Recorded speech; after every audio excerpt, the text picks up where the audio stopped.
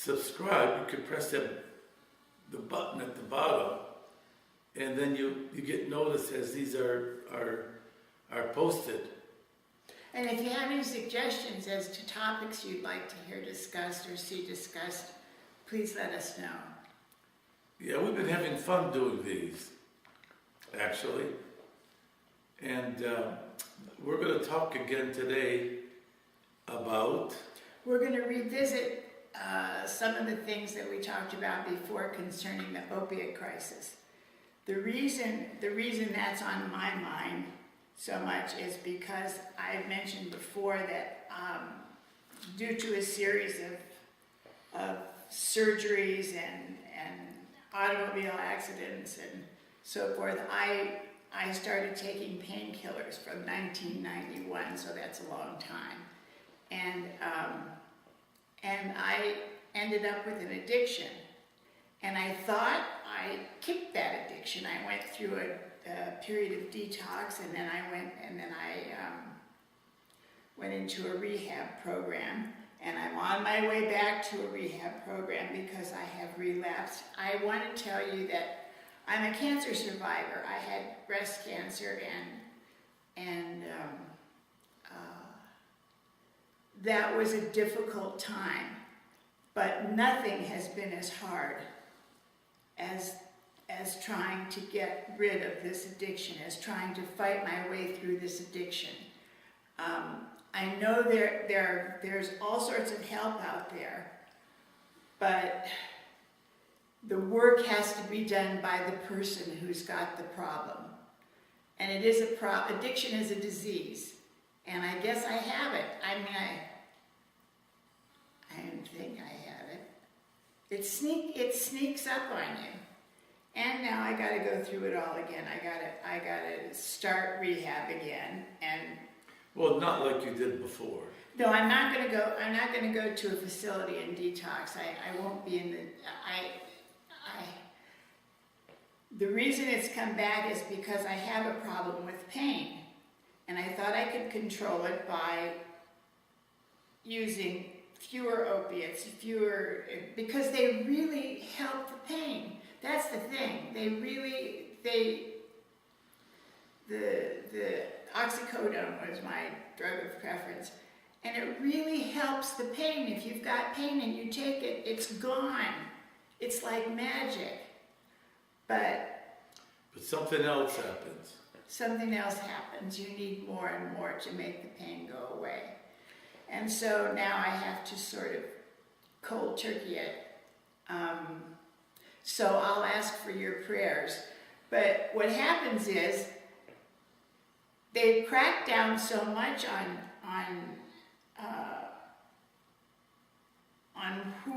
to whom they will give opiates and how much, that the people who really need them can't get them. I hope that there's somebody up there that knows more than we do that can straighten out this crisis. Like I said, I've got work to do. There's so many young people that the parents do not know or understand what their kids are going through. And yesterday I happened to talk to one of my former parishioners, and I don't know if both, but her two boys, both are much older today. Their brains are fried from drugs. Their best friend that they grew up with and who they took drugs with drove his car into an oncoming truck. Dear God.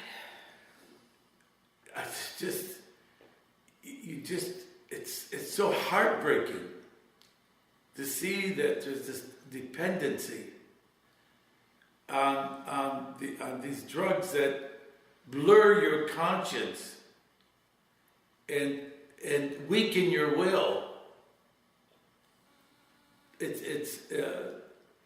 I know that we were contacted by the government.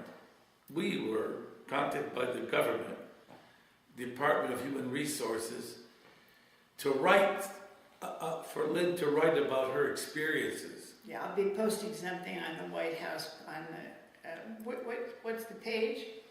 It's a White House page. On the White House page on opiates, concerning my own experience. But one of the things that I really want to point out is the importance of a support system. Hello, this is where I came in. The support system? Yeah. Yeah, I couldn't do it with, I have a very loving, supporting husband. And I was, at the beginning... Say that some more. No, at the beginning I was embarrassed to tell him exactly how into these drugs I was. I thought it was normal. But he has been very understanding, and I couldn't do it if he weren't. Because there are just times when the anxiety or the craving takes over and I'm not myself. But he's there, steady, always ready to say it's going to pass. I know it's going to pass, but hearing someone that you care about and that you know cares about you say it is really important. It's nice to have a network of support, which is what I get from a rehab program that I'm going to, with lots of follow-up and discussing what goes on as far as the addiction is concerned with others who have that problem, leads you to answers and leads you to solutions that you might not have thought of yourself, because everyone deals with it in a different way. And it's not all young people. People in my group range in age from 23 to 78. We have, I don't want to give up any anonymity, but in one group there's a couple of Vietnam veterans who were who got into the drugs while they were over there. I don't know what the government did. I don't know how they got and distributed those kinds of drugs. I don't know why they did it. But it seems that it was very easy when they were in Vietnam to get it. And they took drugs to forget what they saw. So, but anyway, be on the alert as parents, as husband and wife. If you notice that there's something that is amiss, and you right away your sensitivity antennas are up, please get help. There's lots of help out there for drug addiction. There are all sorts of support groups. But it must come from compassion. It can't, be careful about being accusatory. Be careful about being accusatory, because the person suffering is already feeling guilty enough, believe me. So thank you. Can I ask you a question, Father Anthony? What would you say to an individual who looks at you and says, I'm getting very frustrated with my spouse. We thought this addiction problem was over, but now she's relapsed or he's relapsed, and it just seems to be a never-ending thing, and I just can't understand why they can't quit. That's just where I am. How would you respond? I've just relapsed, so you can tell how you were feeling, what we were talking about.